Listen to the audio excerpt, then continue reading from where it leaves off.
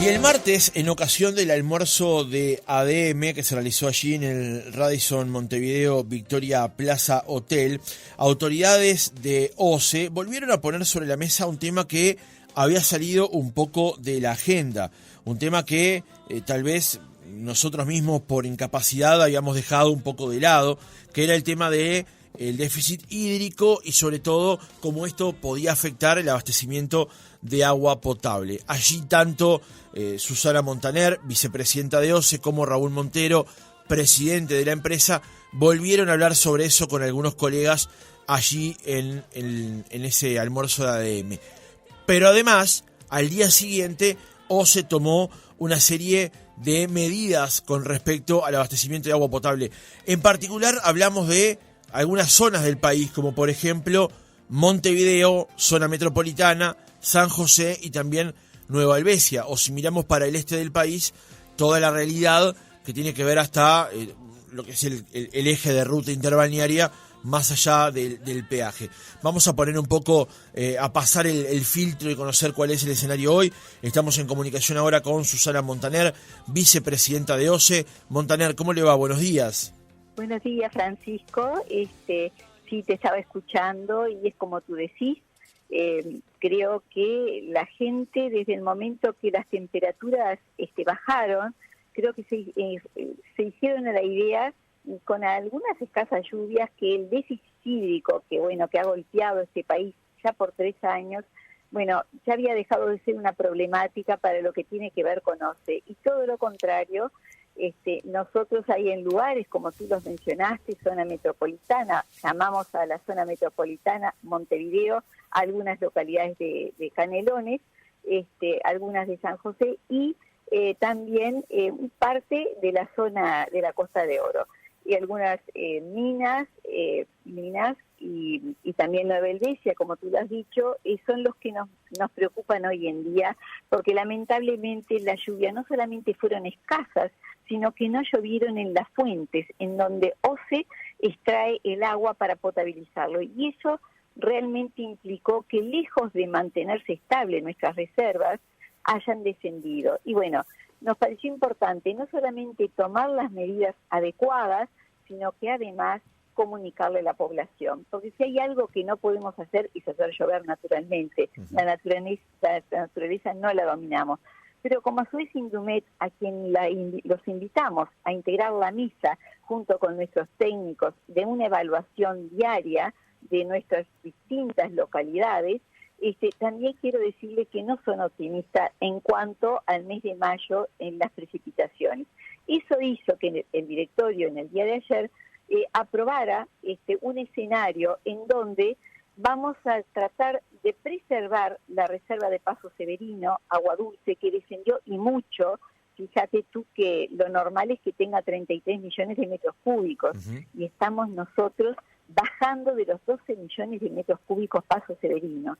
Entonces, lo que resolvimos fue hacer un trasvase en la desembocadura de Santa Lucía, ya Río de la Plata, y tratar de que sea mayor el volumen, vamos a superar el volumen que hasta ahora lo teníamos, tomar menos de Paso Severino, y algo que aporta el Santa Lucía, que también sufrió los castigos de la crisis hídrica y por ende no es tanto, ¿no? Ha bajado también lo que nos puede aportar. Esto trae como consecuencia de que nosotros hasta fines de mayo, sobre todo en la zona metropolitana, vamos a contar con la cantidad suficiente para abastecer a la población. De ahí en más, si no vienen las lluvias en junio, pasaríamos a un escenario más crítico, más límite. Ahora, también quiero aclararle a la población que para hacer ese trasvase del Río de la Plata, o sea, traer agua del Río de la Plata, aguas arriba, para que conjuntamente con parte de agua de Paso Severino y del río Santa Lucía se potabilicen aguas corrientes, quizás, y digo quizás porque la naturaleza es cambiante, suban un poco los cloruros. ¿Qué significan los cloruros? De acuerdo a la norma UNIT del 2008, fijada por la Organización Mundial de la Salud, la norma admite hasta 250 miligramos por litro de cloruro. Si tú superas esa cantidad, el tema es más sensorial que de la salud. ¿Qué significa esto? Que vas a sentir que obviamente el agua va a estar más salobre de alguna manera, con un poco más de sal, y probablemente algunos no lo noten y otros sí lo puedan notar, y nosotros fijamos como límite si por necesidad tenemos que traspasar ese límite de los 250, llegar hasta los 450 microgramos por litro, que no afecta a la salud como el arsénico o el plomo, sí la capacidad sensorial. Y para ello hemos tenido reuniones con el Ministerio de Salud Pública y con la URSEA. El Ministerio de Salud Pública, si bien no nos dio un cheque en blanco, nos dijo que si llegáramos a traspasar el límite de la norma UNIC, comunicáramos, y que si está justificado como algo extraordinario, que es nada más ni nada menos que el abastecimiento del agua, obviamente ellos van a tener que hacer la excepcionalidad. Sobre todo, como digo, porque no hay un impacto directo en la salud, sino en lo sensorial, ¿no? Cuando uno toma el agua, de repente dice, bueno, está más salobre, le siento como un gusto más salado, y algunos ni siquiera se percatan. Claro. Pero o sea, Montaner, el agua la vamos a poder, o la podremos encontrar más salada eventualmente, pero seguirá siendo potable y apta para consumo. Exactamente. Eso, y con ese escenario, con esas medidas, nosotros llegamos hasta fines de mayo, sin problemas de abastecimiento. Ahora de allí en más, ojalá que vengan las lluvias en junio, y después está el monitoreo día a día que están haciendo nuestros técnicos con apoyo, como digo, de Indumet, a los efectos de ir tomando las medidas en cada localidad, no solamente en la metropolitana, sino las que tú acabas de nombrar, a los efectos de ir sorteando los obstáculos, como lo hemos hecho hasta ahora, para que el agua continúe siendo potable, y el abastecimiento normal. Yo para ello exhorto a la población que si todos nos concientizamos, nos limitemos al uso, como dice nuestro informe y nuestro comunicado de febrero, cuando le solicitamos que el agua sea únicamente utilizada para el uso básico del hogar y no, por ejemplo, ni para regar. No hablamos de piscinas a esta altura del año, pienso que ya la gente no la está escuchando, claro.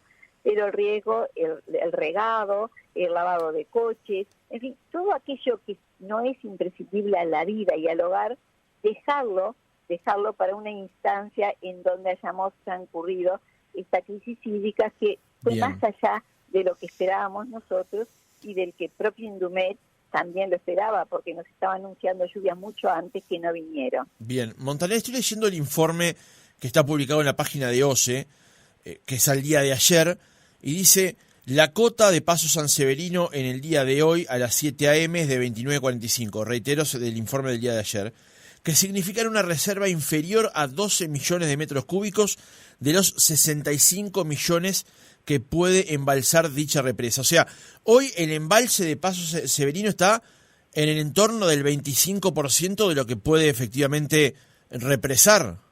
Es verdad. Bueno, de ahí nuestra preocupación, de ahí el comunicado y de ahí las medidas que estamos tomando.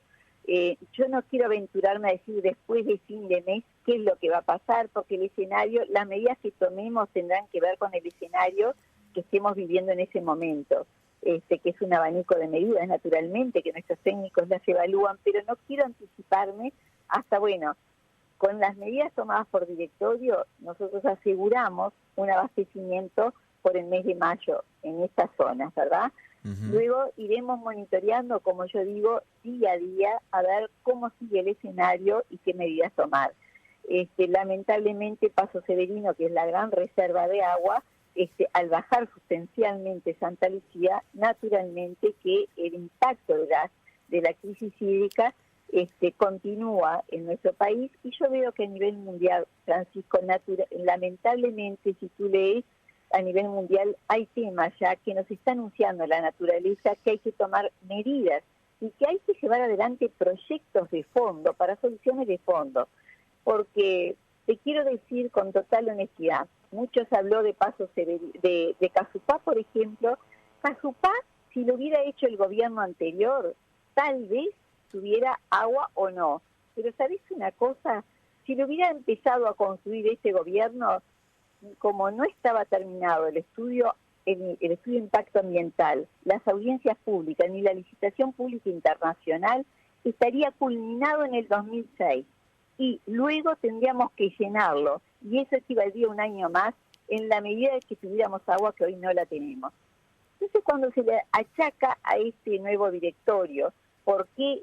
Y que muchas veces, yo digo que incluso hasta con malicia, si hubieran hecho Casupá no estaríamos en este problema, sí que lo estaríamos, porque no estaría pronta y mucho menos se hubiera llenado con el agua suficiente, porque evidentemente que la crisis hídrica, no te olvides que Casupá dependería también de Santa Lucía, no le hubiera permitido hasta el 2007 prácticamente llegar a tener la disponibilidad que quienes nos critican hoy en día no hicieron lo que en su momento debieron de haber hecho. Casupá u otra obra, nosotros apostamos por Arasatí, te voy a explicar por qué.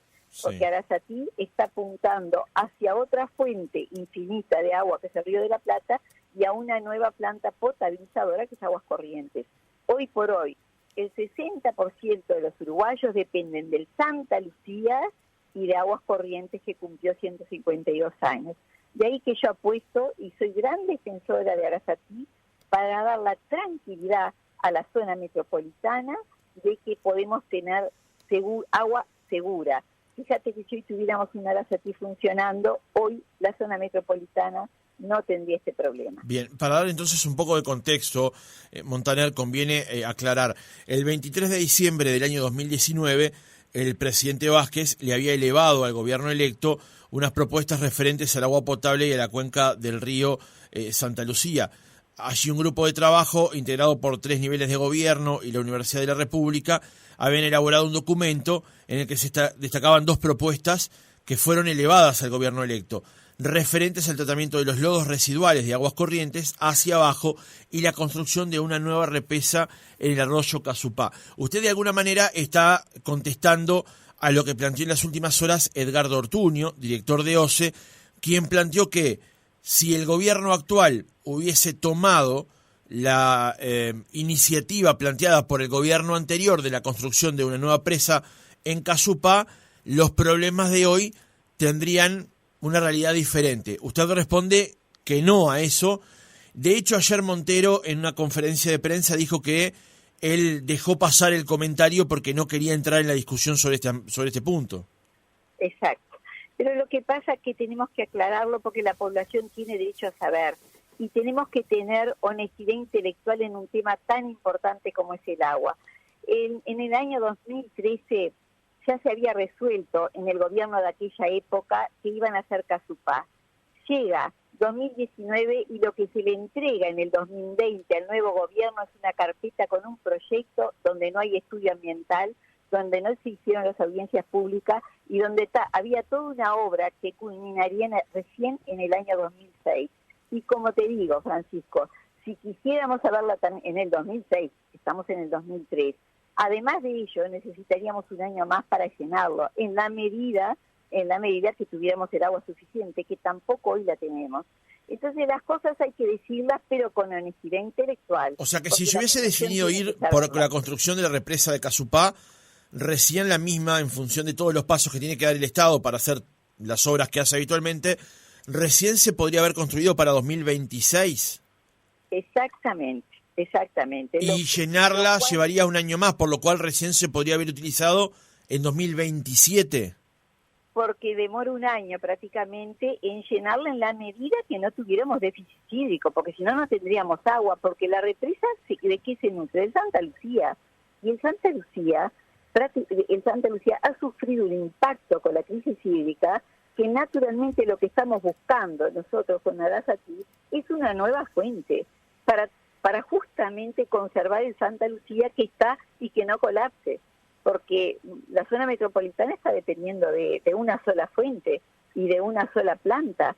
Entonces yo digo, si hubiera empezado este gobierno por el otro proyecto de Frente Amplio, bueno, estaríamos en la misma situación, ¿me entiende? Entonces sí, eso hay que decirle a la población, porque las cosas tienen que ser claras y justas, Francisco, ¿no? No se puede, en un tema, reitero, tan importante, porque el agua es vida, no estamos hablando, digo, en gobiernos pasados se hicieron tantas obras que lamentablemente se gastó mucho dinero que los uruguayos no lo vieron, y yo no debo ni puedo entrar en política, pero sí tengo que decirlo.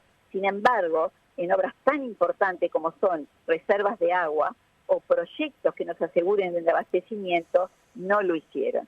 Entonces, no se puede indilgar al gobierno de ahora, hace 3 años que estamos en este directorio, lo que no se hizo en 15 años. Bien, doctora, una última pregunta. Hablábamos con respecto a la situación de la zona sur del país, Montevideo, área metropolitana.